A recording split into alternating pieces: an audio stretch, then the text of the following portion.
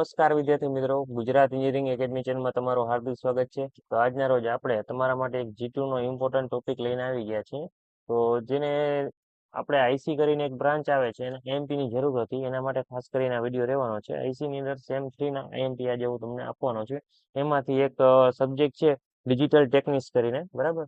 એ સબ્જેક્ટનો હું આજ તમને IMP આપવાનો છે. એમાં જો તમારે બેકલોગ હોય, કેટી હોય કે પછી તમારે નવી મતલબ કે ત્રીજા સેમની G2 ની એક્ઝામ આવતી હોય, બંનેમાં ઉપયોગ થાય એવા IMP મટીરિયલ તમને આજે હું પ્રોવાઈડ કરવાનો છું, બરાબર. તો આ વિડીયોને લાસ્ટ સુધી જોજો, જેથી તમને એ મટીરિયલ કઈ રીતે ડાઉનલોડ કરવું એની PDF ક્યાંથી સારી તમને મળી શકે.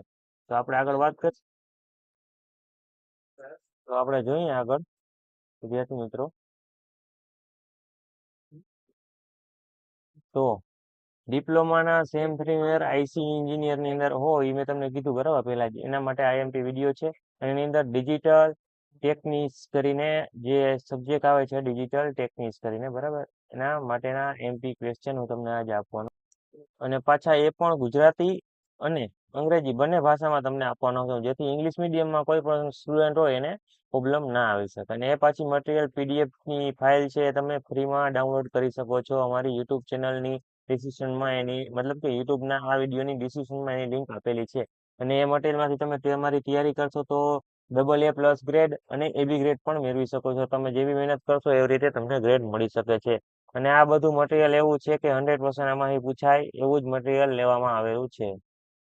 ને તમે PDF ડિસ્ક્રિપ્શનમાંથી ડાઉનલોડ કરશો તો એને તમારા માટે મતલબ કે તમે એમાં એક પાસવર્ડ માંગશે તમારામાં, બરાબર. તો એ પાસવર્ડ છે હું તો તમે એમાં તમને કહું છું, વિડીયોને લાસ્ટ સુધી જોજો એટલે તમને પાસવર્ડ મળી જશે. એ પાસવર્ડ દાખલ કરશો તો જ તમે PDF ડાઉનલોડ કરી શકશો, બાકી નકર ડાઉનલોડ કરશો તો પણ એ PDF તમે ઓપન કરી શકશો નહીં. આ વિડીયોને લાસ્ટ સુધી તમારે જોવાનો છે, અને પાસવર્ડ હું ટૂંક સમયમાં કહું છું.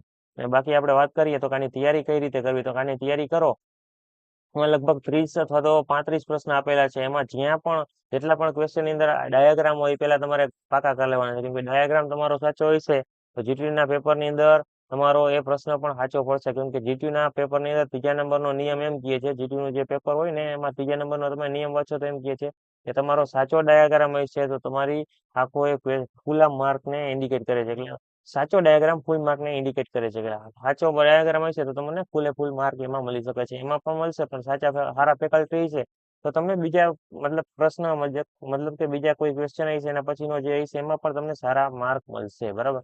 તો આ રીતે તમારે એની તૈયારી શરૂ કરવાની છે. અને આ મટીરિયલ એ રીતે તૈયાર કરવામાં આવે છે કે જૂના જે 5 વર્ષના પેપર હોય એમાંથી જે પણ કોમન પ્રશ્ન હોય એમાંથી લઈ અને આ મટીરિયલ તૈયાર કરવામાં આવે છે. તો તમારે એ મટીરિયલ માંથી તમારે તમારી તૈયારી શરૂ કરી દેવાની છે.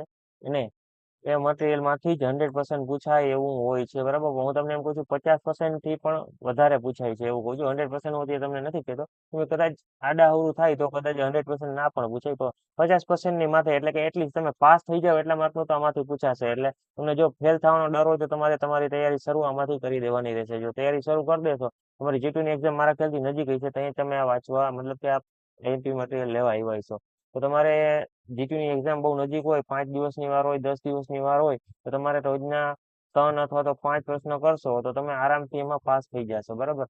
એટલે રોજના તમારે 3-4 પ્રશ્ન કરશો તો 30 પ્રશ્નો આરામથી તમારે GTU ની એક્ઝામ આવશે ત્યાં તમે કરી શકશો. તો આ રીતે તમે તમારી તૈયારી કરશો, તમે તમારા GTU ના પેપરની અંદર આરામથી પાસ થઈ જશો. ભલે તમારે બેકલોગ હોય, કેટી હોય કે પછી તમારે રેગ્યુલર એક્ઝામ હોય, તો તમે આરામથી એમાં પાસ થઈ જજો. જો તમારે બેકલોગ કેટી હોય તો તમારે મૂંઝાવાનું નથી. આમાંથી તમે તમારી તૈયારી કરશો તો 100% આજુ ફેરે તમે પાસ થશો. ઓલે ફેરા કરતા સરખી તૈયારી કરજો, અને પેપર સ્ટાઇલ પ્રમાણે તમારે પેપર લખવાનું રહેશે. એનો વિડીયો આપણી ચેનલમાં નાખેલો છે, કઈ રીતે પેપર સ્ટાઇલમાં લખવું. તો એ ના જોયું હોય તો એ પણ તમે જોઈ લેજો, બરાબર.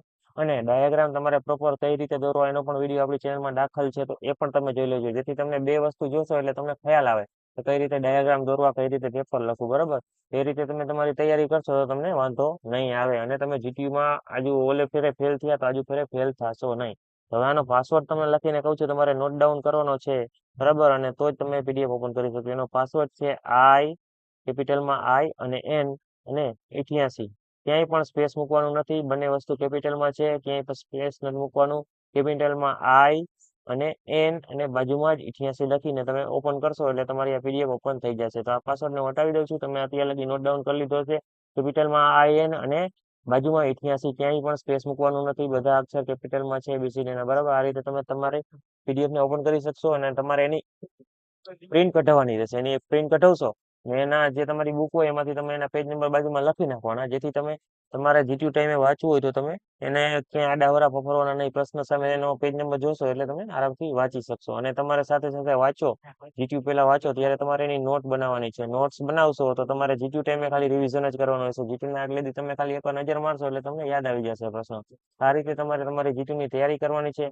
ને ઓલે ફેરે જો તમે ફેલ થયા હો ને તમે આ વિડીયો જોતો હો તો તમારે હવે પાછો બેકલોગ ના આવે એના માટે તમારે પ્રોપર મહેનત કરી, ઓલે ફેરા કરતા પણ વધારે મહેનત કરીને આજે ફેરે પાસ થવાની પાસ થઈ જવાનું છે. આમાંથી તમારે તૈયારી કરશો એટલે 100% તમે પાસ થશો. બરાબર, તો આજનો વિડીયો હવે અહીં સુધી રાખીએ. Thank you for watching Gujarat engineering academy channel. આવા નવા વિડીયો જોવા માટે અમારી ચેનલને સબસ્ક્રાઇબ કરો અને બેલ આઇકન દબાવો, જેથી તમને મારા વિડીયોની નોટિફિકેશન સૌથી પહેલા મળે.